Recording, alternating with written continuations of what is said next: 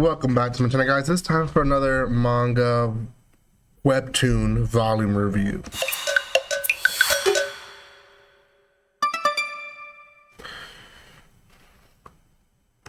Welcome once again. A lot of webtoons are manga inspired, so I do like to consider a lot of them mangas. This one doesn't seem to be manga inspired too much. It is a series that I started maybe 3 months ago. Everything is fine. I have volume 1 already out. This is volume 2, and it's literally from Webtoon. If you've never heard of Webtoon, it is an online scrolling type of website where people I feel like it was initially a lot of amateur people. Now we have a lot of people that are anywhere in the spectrum, professionals, and I'm guessing people that started with webtoons but now they're doing really well. This, I would say, is one that's really well done. Mike Birchall, I don't know, so he got the Harvey Award nominee for a Digital Book of the Year, so that's pretty impressive. It does have the collection of episodes or chapters, depending how you want to see it, 17 through 29 in just this one second volume. So before anything, guys, if you haven't done so by now, make sure you subscribe to my channel, give some love by commenting, liking, and sharing. If you haven't done so by now, make sure and you check out my other manga and webtoon reviews, which I have quite a bit of webtoon reviews now, actually, here in my channel, so make sure you do check those out and give some love to this channel. Okay, so one of the questions that I get quite a bit with books like this one is how do they look when it comes to them being unscrolled, right? Typically when you read these online, you scroll up and it's like a long comic magazine thing, whereas here you're flipping pages, right? Personally, I think this one is well done. There wasn't really times where I felt that they cut it in a wrong spot.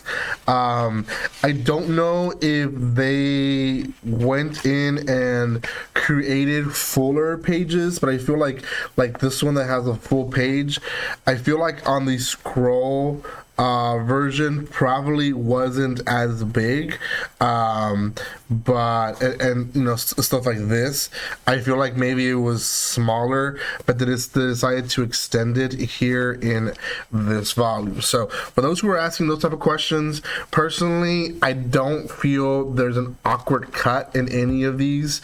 They're very good at beginning and ending of chapters or episodes, and for the most part, I don't think there's any issues with the scrolling to pages transition.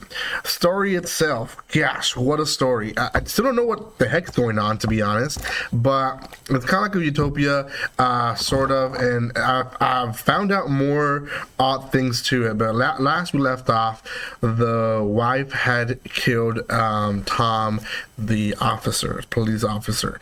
Now this is kind of how it starts. She believe her name is Maggie, and is showing Sam, her husband, basically what has happened, and we kind of get an unveil a little bit of what the world's going on. Okay, Sam and Maggie were married prior to them being in this place. It seems like their kids are being held hostage, and they're having to play this happy husband and wife life in this world, which I don't know why they're making or forcing them to do this, or who even has their kids captured. They seem to realize that every 10 minutes they're checked on the house, so they're able to go down in the basement where there's foil paper, and they're able to, through the foil paper, be basically off the grid. And so they do that back and forth, and they make sure they're upstairs before the timer goes off, so that when the government checks, they're still upstairs.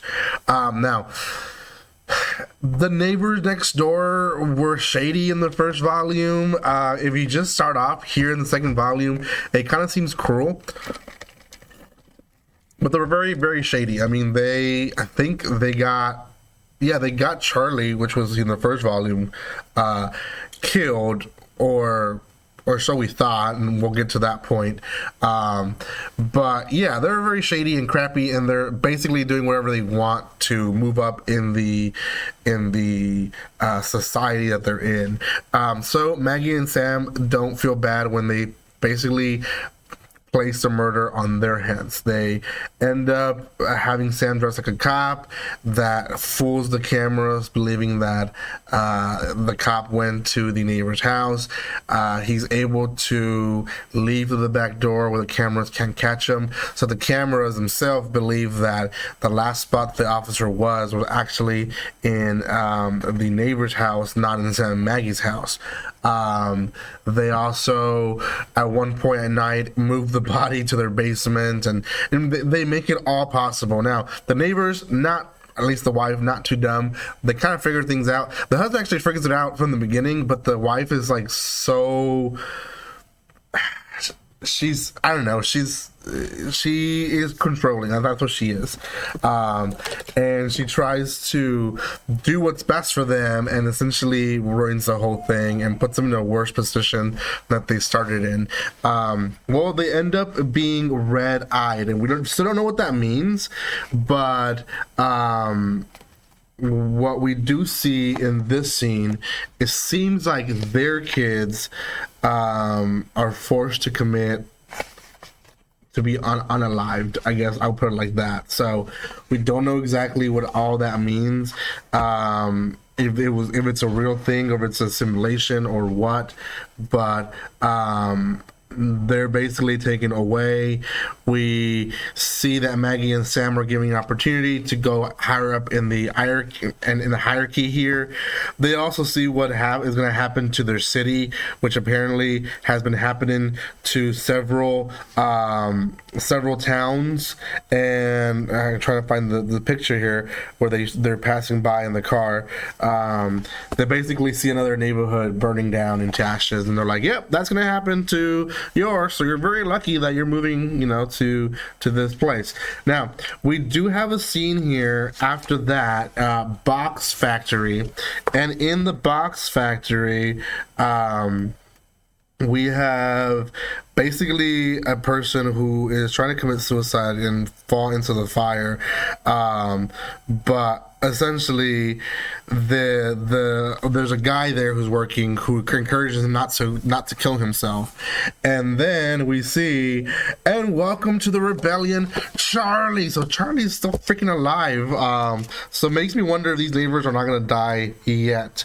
I don't know. I really don't know.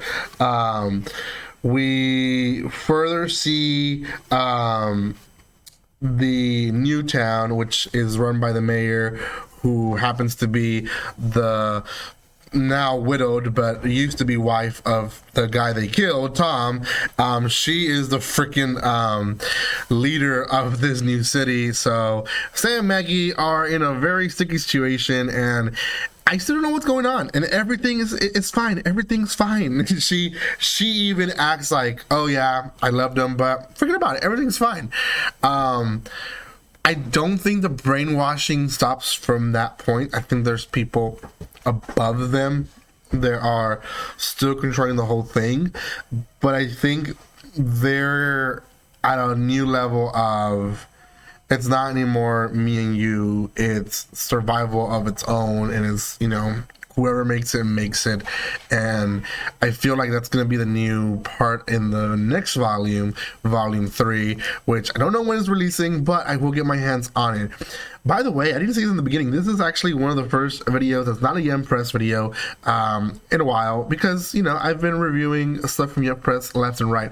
I am trying to get more stuff that's not Yum Press out there as much as possible. So yeah, this was definitely one of those not made by Yum Press. So a really good series. So next time I see the next volume on shelves, I will pick it up and get it. So thank you guys so much for watching this. If you haven't done so by now, make sure you subscribe to my channel, give some love by commenting, liking, and sharing, and I will see you next time. Like always, don't be strangers. See you guys.